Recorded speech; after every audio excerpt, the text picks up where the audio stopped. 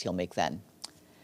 And with that, I will now turn the floor over to our guest, Muhannad Hadi, who is the Deputy Special Coordinator for the Middle East Peace Process and the Resident and Humanitarian Coordinator for the Occupied Palestinian Territories. Mr.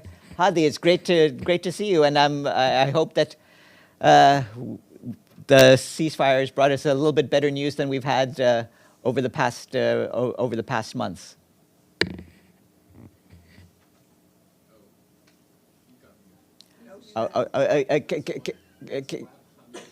Can we turn up his audio, please?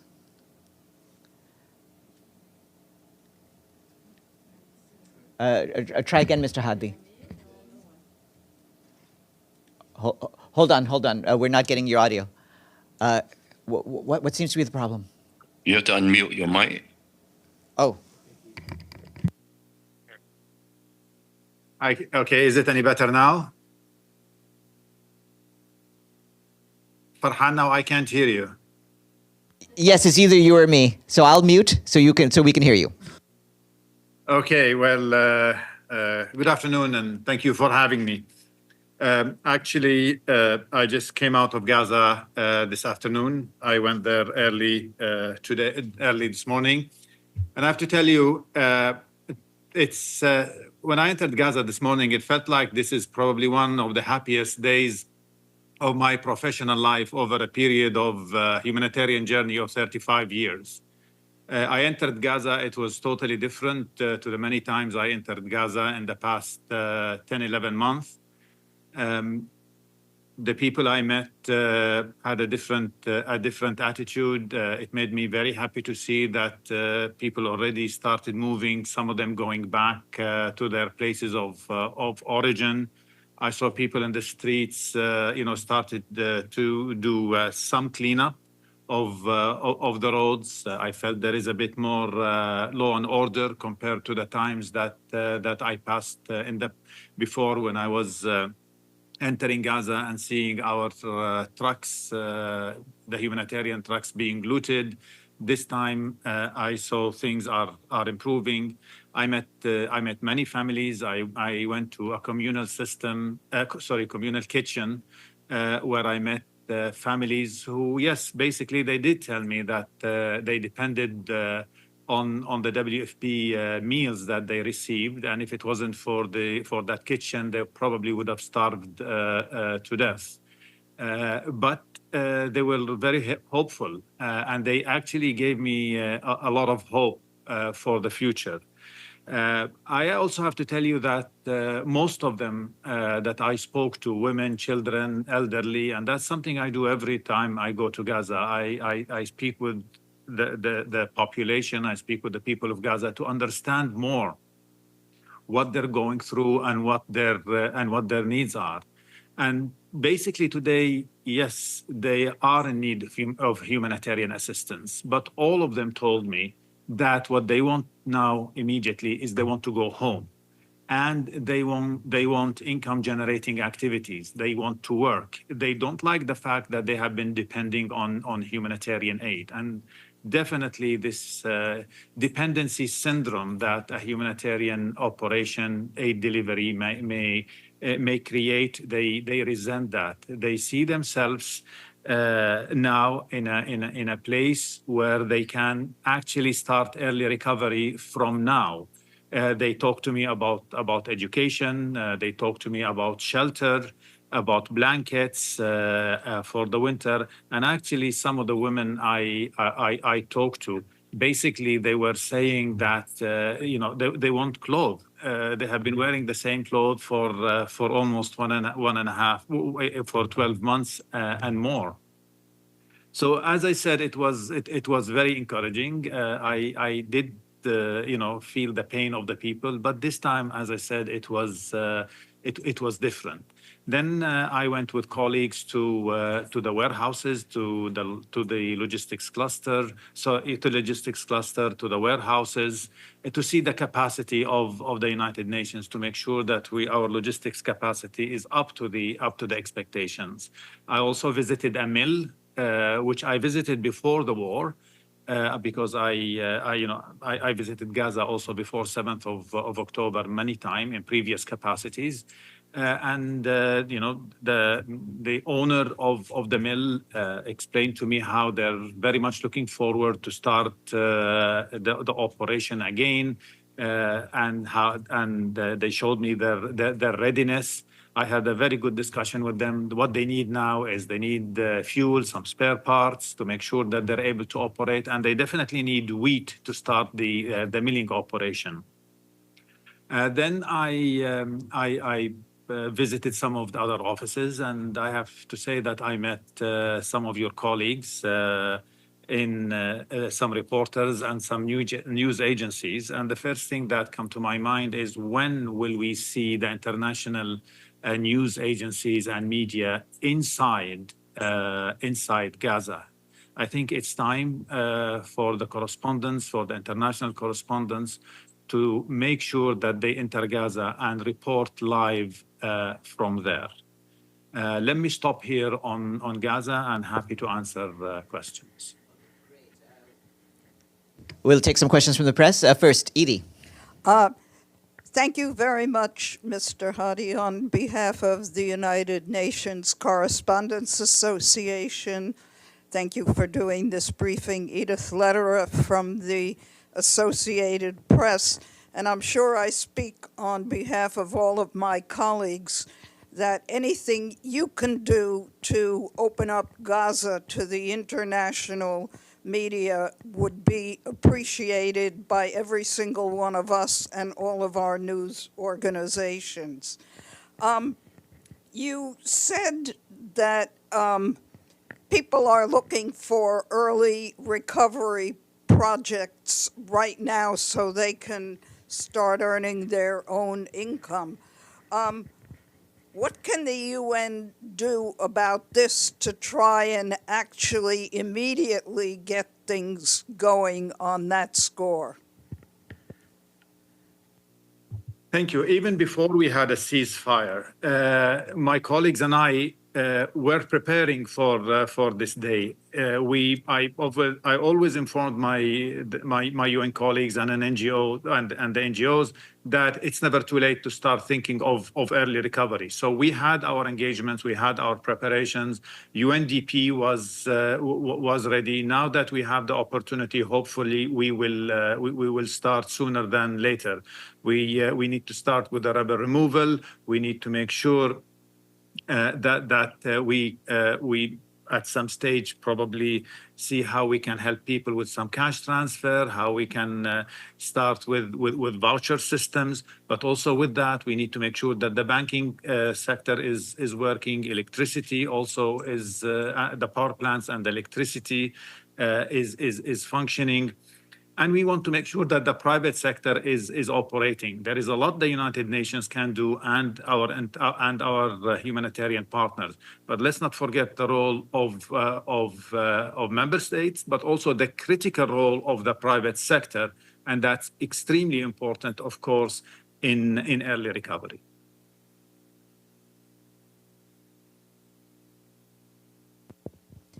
Thanks. Amélie Bottelier from AFP News Agency.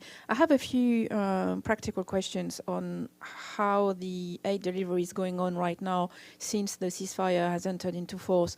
I mean, the UN told us that the first day it was 630 trucks, yesterday more than 900.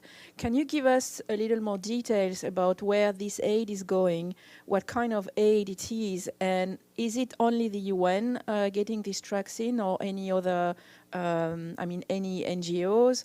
And for months we were told that the number of trucks coming in is not the only measure that we should look at, but also if the aid is actually delivered to people. So can you tell us about the situation of delivering the aid on the ground to people in Gaza?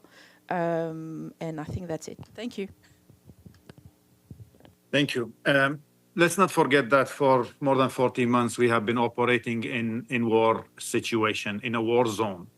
And we had so many challenges. It is just now, since 2 days, that we have the ceasefire.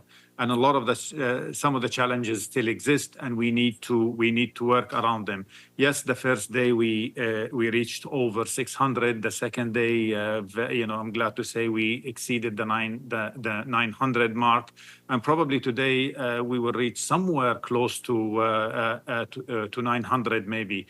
But I have to say, it's not about trucks. And I've always said that, and I've always repeated that. It's about the people. When we talk about Gaza, we have to remember it's about the women and the children. It's about the population of Gaza. It's about people like us, where we need to make sure that we provide them with the aid and the support that they want. And yes, that is done by the UN agencies, by our partners in the NGO community, and also by member states who are supporting, and the private sector. And the reason I don't like to focus about trucks is simply there is a lot of services that the people of Gaza need that you don't load on trucks: protection, psychosocial support, the education itself. So I don't want to restrict it to the number of trucks as an indicator of failure and success for us. We need to make sure right now that we focus on bringing in as much humanitarian aid as we can. We want to make sure that we start having more accountability, to make sure that the right aid enters to the intended people. We need some time to be able to achieve those objectives, but now we have a golden opportunity. We have the ceasefire. We have people who have been waiting for a very long time for a blanket, for a decent meal, for clean water, for enough fuel to run the hospitals. All of that now started to enter, and we do have a long journey and a difficult journey ahead of us. But as I keep reminding my colleague and myself, we need to be focus-oriented, solution-oriented, and we want to make sure that we seize any opportunity to help the people. You know, when you're in the business of saving lives, the most important thing is how to reach the people and how to make sure that you don't lose one more life. Thank you. Thanks. Ibtisam? Thank you. My name is Ibtisam Azim, Al Arab Al Jadid newspaper. I have first a few technical questions too. When it comes to aid that you are getting in, would you elaborate on which points you are able to get the aid? How is the bureaucracy around that?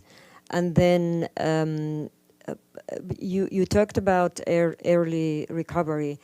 Could you elaborate on what does that exactly actually mean? And how would you characterize the phase that you are finding yourself in now? And the last one is about tents or caravans, because a lot of people, when they were sheltering in this year, they didn't have the tents. Actually, they're using plastic sheets, etc. So, are you going to be able, given the fact that some areas have 90%, if I'm not mistaken, buildings that were destroyed? These people who are going back, they are going back to rubbles. So where are these people going to sleep? Thank you. Let me start with a story, Ibtisam, that I heard many times from people about where would people go to. Before the ceasefire, when I asked people, what is it that you wanted? Everybody was saying, we wanted a ceasefire. And when I said, what would you do when you have a ceasefire? Basically, they all said, we will go back to our places of origin. And one of the main reasons was privacy, because as you described, people were not in proper tents, but just in plastic sheetings. And I had discussions I remember with some women in Khan Yunis, in one of the collective camps in Khan Yunis. And the women were telling me, that was a couple of months ago before the winter came in. And the discussion was about privacy and about blankets. And basically, some women told me that if you have elderly people or little children, what you do is you use the blankets to cover them. If you have teenagers, especially girls, what you do with the blankets is to separate between the the plastic sheeting to make sure to give privacy to your girls.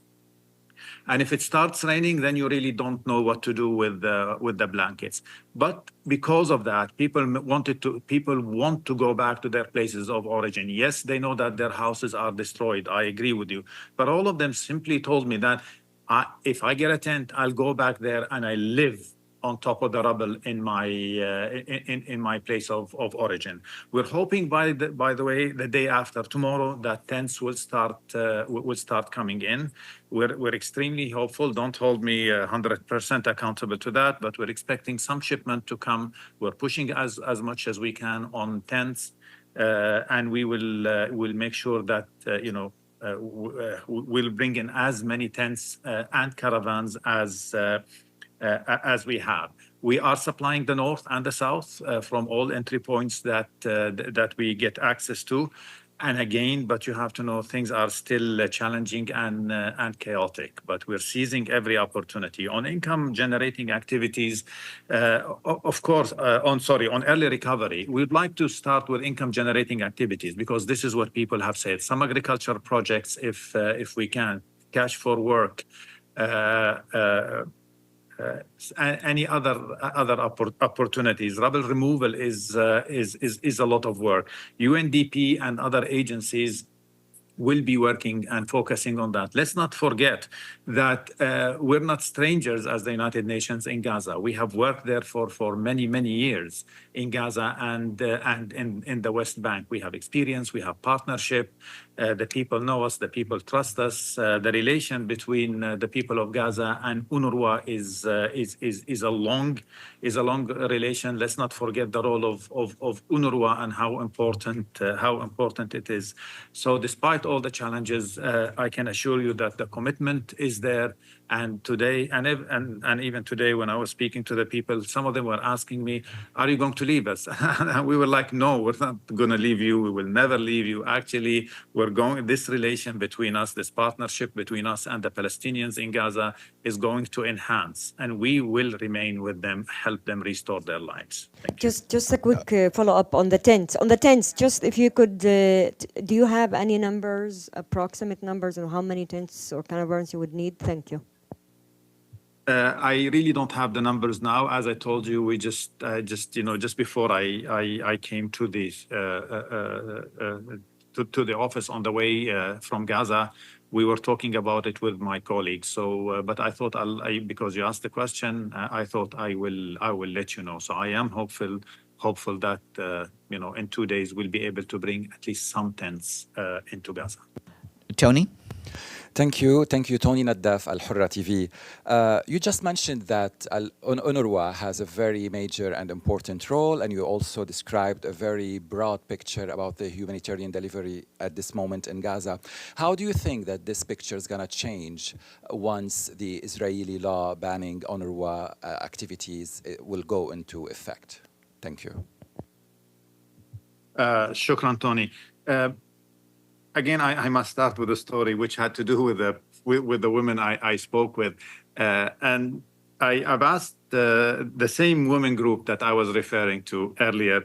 I said, "What does the UN mean to you?" And they all said, "Al-Wakali, the agency, UNRWA." People of Gaza know UNRWA. They trust UNRWA. It's a long relation between the Palestinians and UNRWA. And I'm sure you know what wakali means in Arabic. UNRWA, and I will quote the Secretary General here, is the backbone of the UN operations, and we need them. And UNRWA must stay and must continue doing the work. It's not easy to replace UNRWA. And we're hoping that they will continue one way or the other operating. We're talking about education, we're talking about health, we're talking about logistics support. UNRWA employs 13,000 people in Gaza, by the way. UNRWA is the second employer in Gaza after the Palestinian Authority. So you can imagine the critical role of UNRWA. Thank you. Hi, this is Shudoju with China Central Television. Actually, Tony just asked my question.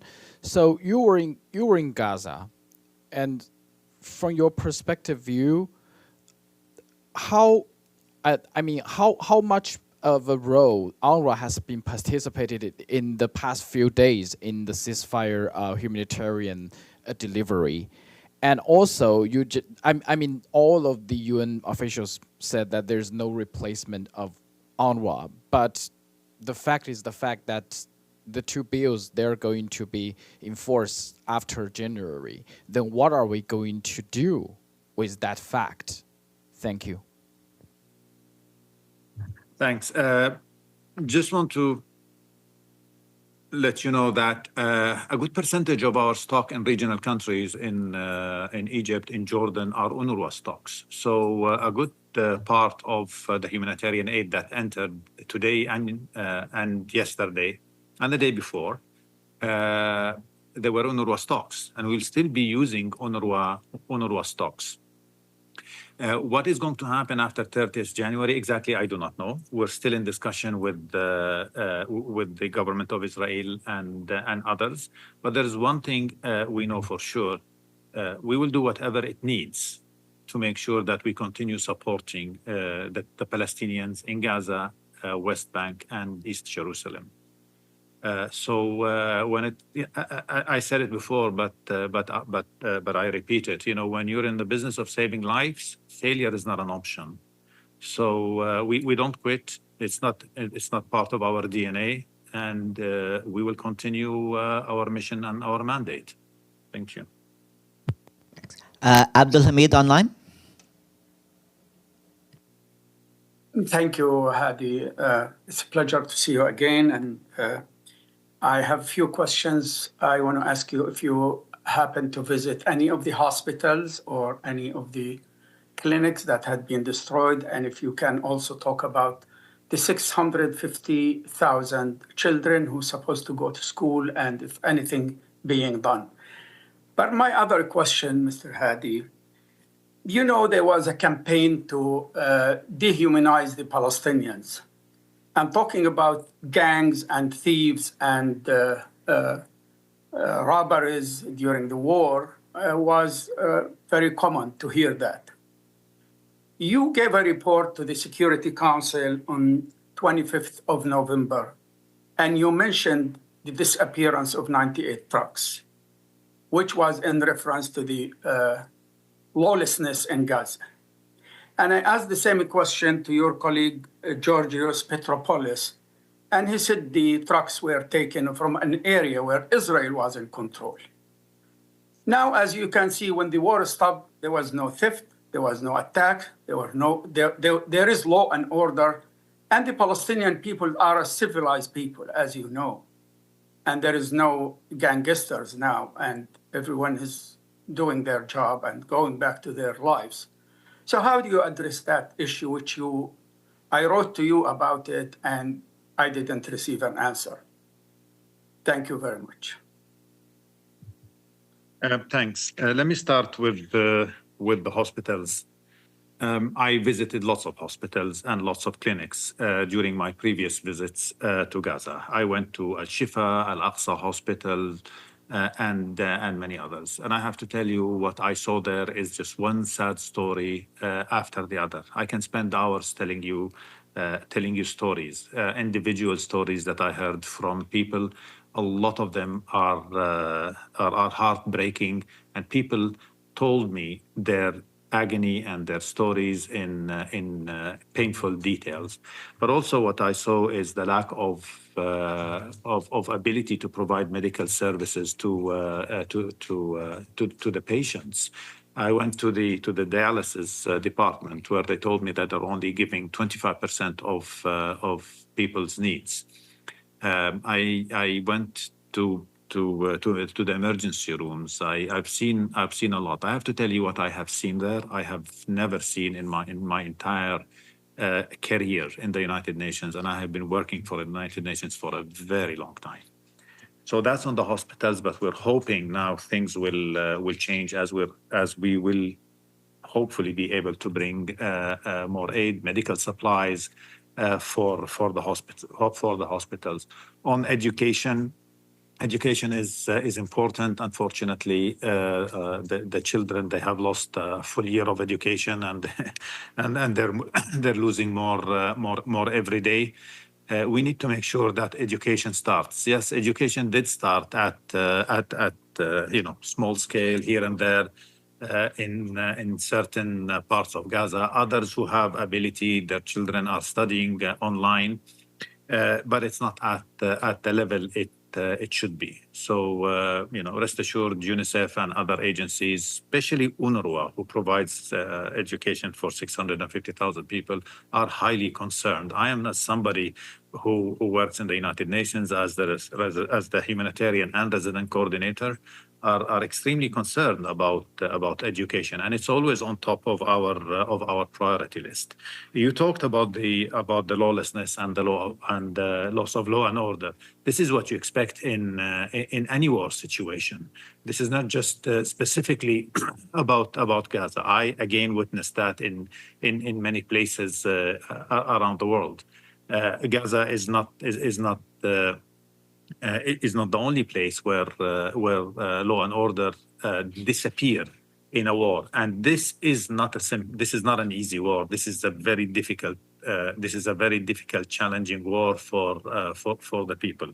And again, the good side about it is now that we have ceasefire. We're hoping that there will be a restoration of law and order, not just because of our operations, because people need peace.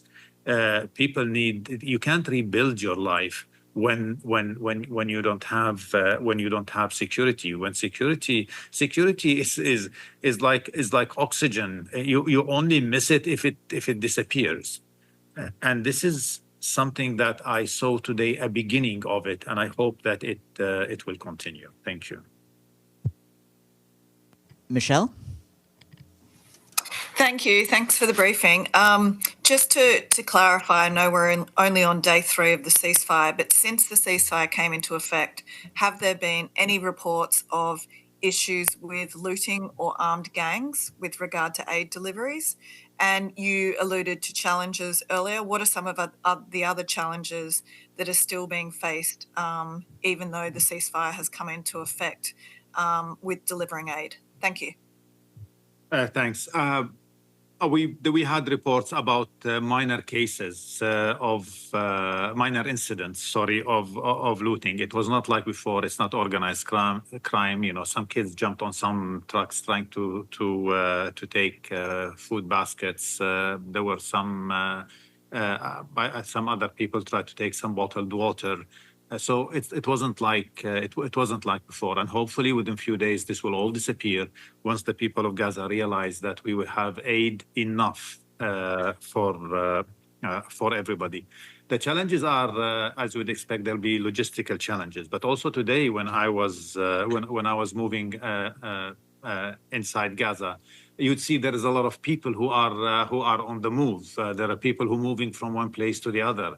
In a place like Gaza, where roads are destroyed, this becomes a bit of an obstacle for the movement of the trucks. You can imagine when you bring in more than 900 trucks on a road network that is totally destroyed. On top of that, now you have people moving because there is fuel now. Some cars, we're seeing more cars on the road. So those are the type of challenges that we will see. Some logistics challenges, and another challenges will come. Let's not assume that because there is a ceasefire, life is going to be rosy and our work is going to be a walk in the park.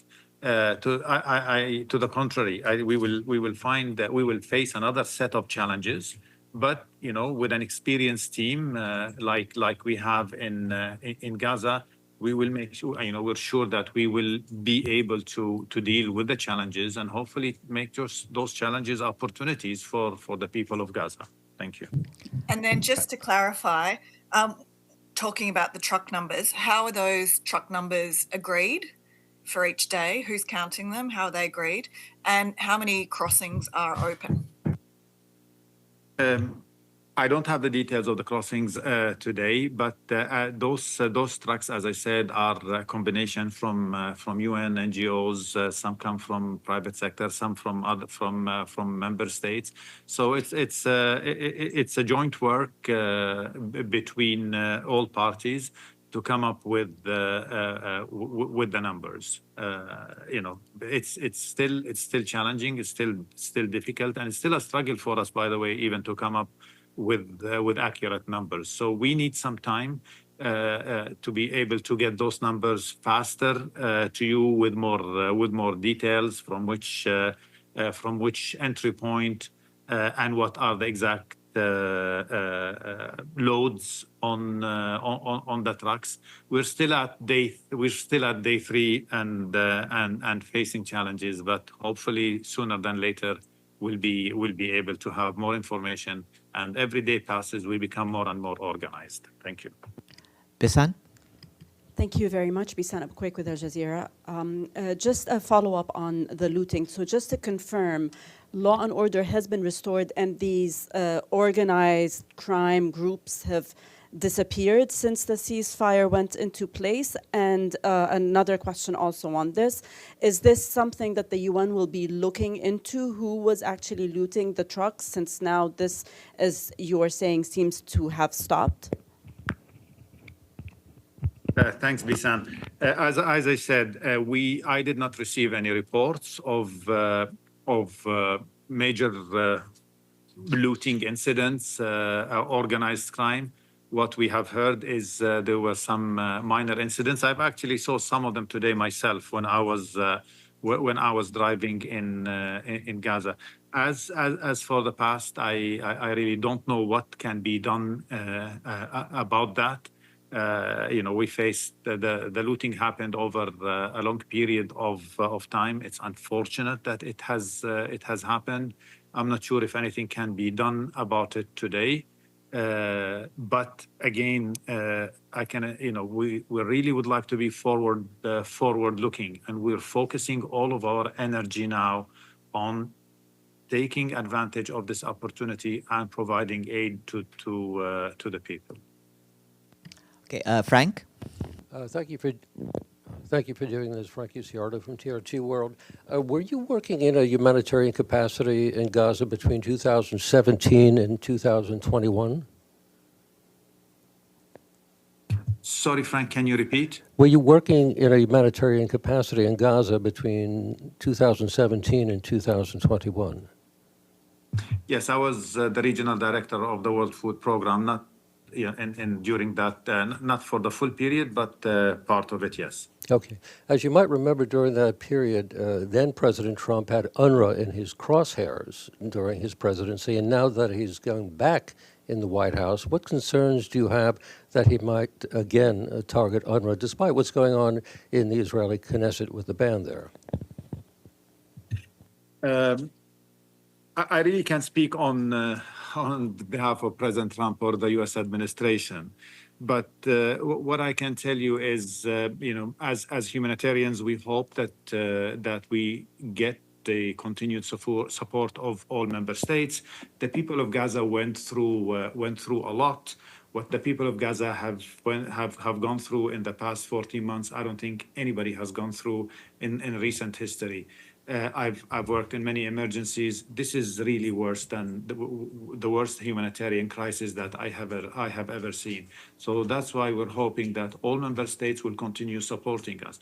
And definitely, we've already raised this issue with the member states. We need to make sure that we have the financial resources needed to continue the humanitarian operations inside Gaza.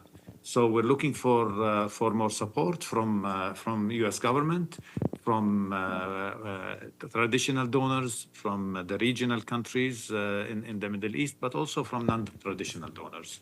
Thank you. And last question, Iftikhar. Thank you, Mr. Hadi. Thank you for your service. This is Iftikhar Ali from Associated Press of Pakistan.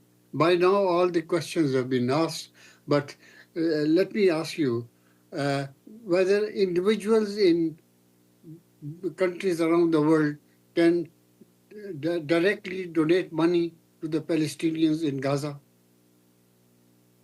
Thank you, Iftikhar. It's good to see you again. Yes, individuals can donate money. I remember when I was on the World Food Program, there was a website. On the website, there was a program, Share. I think it was called Share the Meal app. UNICEF, of course, they have their the fundraising programs.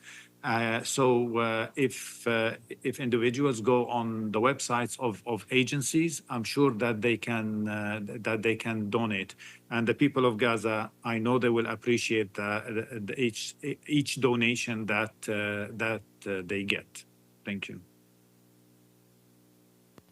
Thank you. And I'd again like to thank Muhannad Hadi, the Deputy Special Coordinator for the Middle East Peace Process.